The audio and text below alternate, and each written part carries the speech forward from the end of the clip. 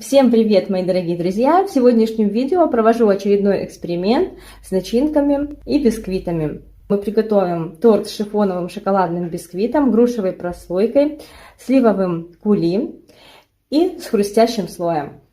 А также сделаем нежнейший шоколадно-кофейный мусс.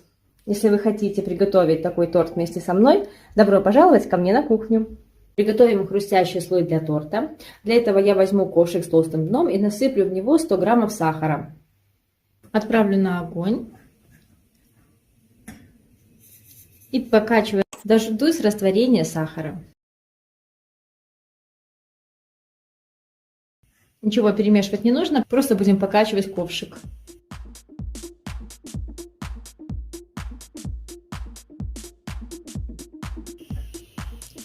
Весь сахар растворился, расплавился. Еще немножко подожду, чтобы уж точно все кусочки ушли. И после этого всыплю 80 граммов грецких орехов. Перемешаю, чтобы все орешки покрылись карамелью.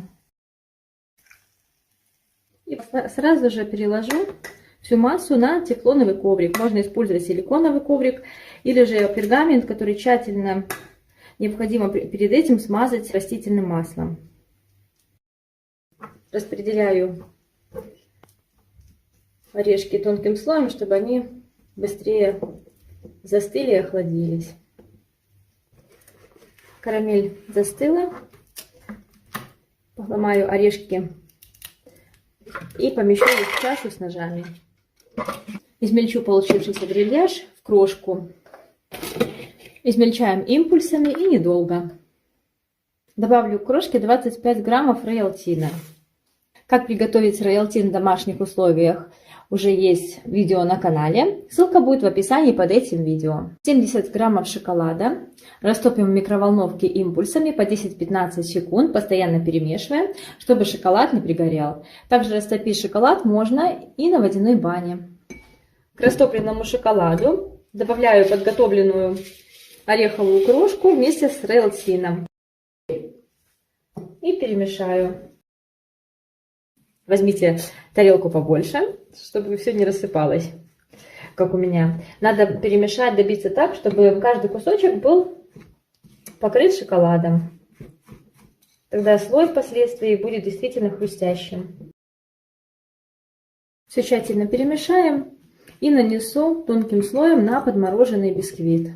Взвесила свой получившийся хрустик и распределила его на 4 равные части, так как у меня 4 шифоновых бисквита. Можно добавить, конечно, и больше шоколада, тогда будет слой прямо сразу намазываться и застывать.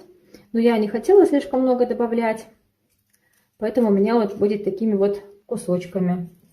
Нанесу хрустящий слой на все бисквиты, на все 4 штуки и подморожу их. Так будет легче потом собирать торт. Если у вас нет в морозильной камере места, поставьте бисквиты в холодильник. Приготовление мусса начну с того, что темный шоколад залью горячим эспрессо. Шоколада у меня 90 грамм, эспрессо 70 грамм. Подожду минутку и затем тщательно перемешаю в однородную массу. Если тепла эспрессо будет недостаточно для того, чтобы шоколад растопился, можно будет прогреть смесь слегка на водяной бане или в микроволновке. Получившуюся массу в сторону. 500 граммов жирных сливок жирностью 33%. Сливки у меня из холодильника. Взобью с помощью миксера до мягких пиков.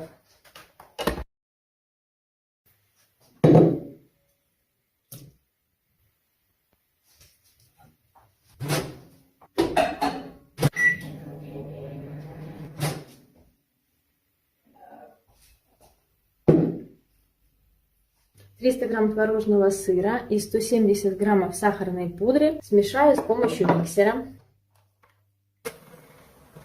Можно брать творожно-сливочный сыр, можно взять рикотту. Затем возьму желатин 18 граммов, который я предварительно залила холодной водой 90 мл и оставила для набухания. Желатин распущу в микроволновке или на водяной бане. Соединю распущенный желатин и шоколадную массу.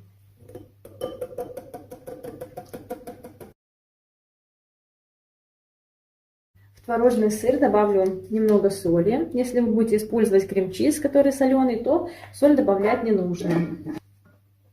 Теперь введу шоколадную массу с желатином к основной массе, постоянно перемешивая на небольшой скорости миксера.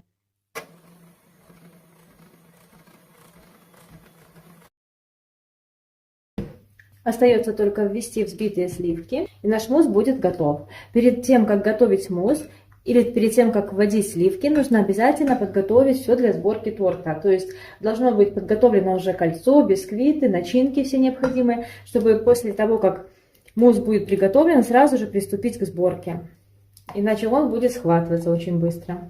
Добавляем в шоколадную массу взбитые сливки. Если ваш сливочный сыр будет с комочками, то тогда массу необходимо перед введением сливок пробить погружным блендером. Если масса успеет слишком сильно охладиться, остыть и будет загустевать быстро, ее можно немножко нагреть, чтобы ее температура была в районе 35 градусов. Все, ввожу сливки. И сразу же перемешиваю складывающими движениями, так как во время замешивания бисквита. Как только все объединится, больше не нужно вымешивать, чтобы не потерять воздушность мусса. Посмотрите, какой прекрасный воздушный кофейно-шоколадный мусс получился. Можно приступать к сборке. На дно кулинарного кольца помещаю бисквит, покрытый тонким слоем хрустящего слоя. Пока кольца застелила пищевой пленкой. Выливаю мусс, я разделила его на 3 части. Выливаю немного мусса, где-то примерно половинку от 3 части. Помещаю прослойку из пряной сливы. И выливаю сверху оставшийся мусс. У меня 1/3 часть мусса, это примерно 390 граммов была.